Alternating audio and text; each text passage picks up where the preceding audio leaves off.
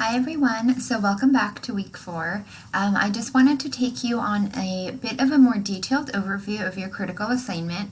Hopefully none of this information is new to you, as you should have been going through the requirements of the critical assignment in the past few weeks, but I just wanted to take you step by step to all of the expectations so nothing is a surprise to you. So obviously, first thing, the critical assignment is a group assignment. I'll be working with your group. You've already had a couple of assignments that were due.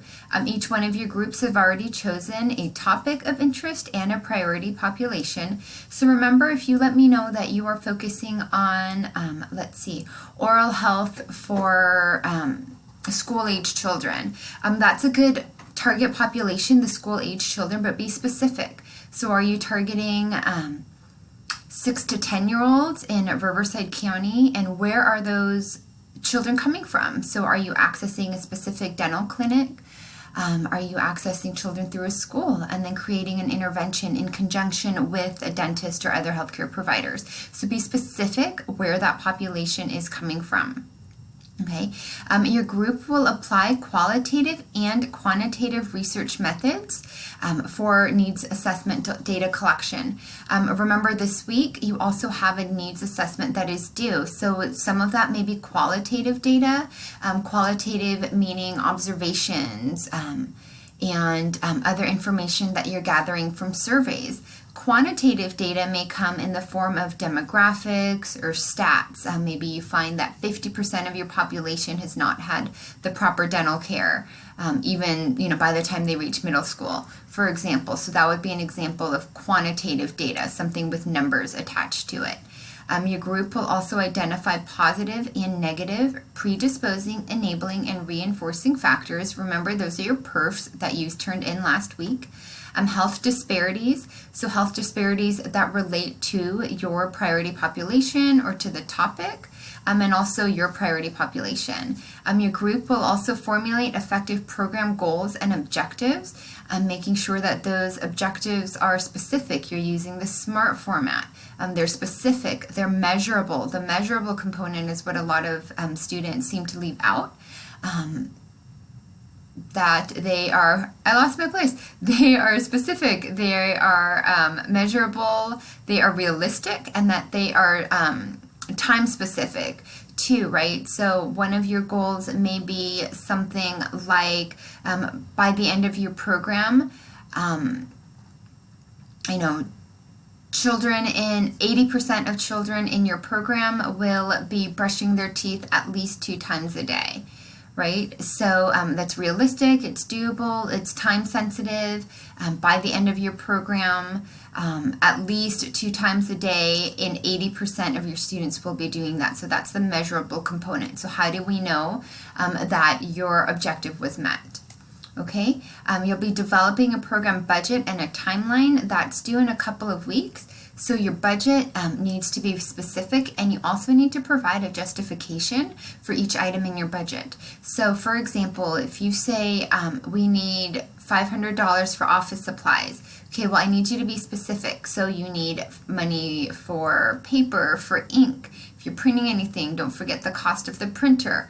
For pads of paper or crayons, if you're, if you are have a program for kids, pens, pencils, all of those things. So just make sure that you're specific and provide a justification for that.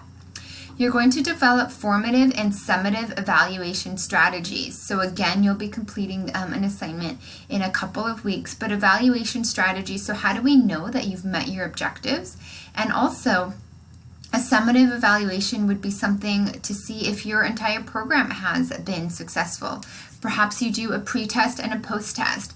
Perhaps you do an evaluation at the end of the program. An example would be something like a course evaluation. If you've done one for one of our classes here at CBU, the instructor was effective, and there's a Likert scale. I agree or I do not agree. Something like that. So again, formative and summative evaluation strategies. Identify specific behavioral and educational theories that you could use for your intervention. So don't just tell me what the health belief model is. I know what it is, but how does the model and the specific constructs apply specifically to your program. Okay, and how can you effectively communicate the gathered information to your audience? So after you conduct your intervention and you have all of these results, your kids are brushing their teeth more often, the children are working out and exercising more often, how are you going to share this information with your stakeholders?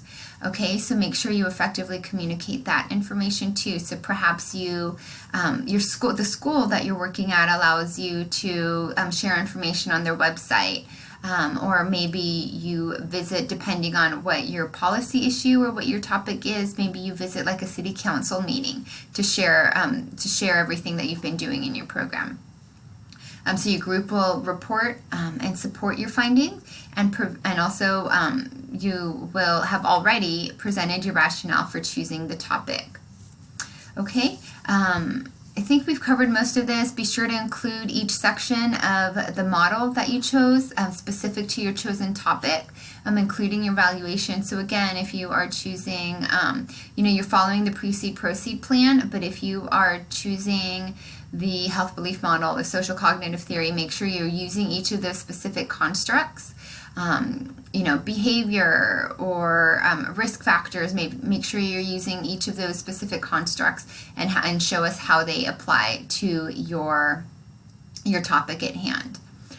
And also finally, your group will provide recommendations on the health disparity issue with things to think about. So maybe you let us know that in your community there's no sidewalk, so there's no access to recreational areas or parks.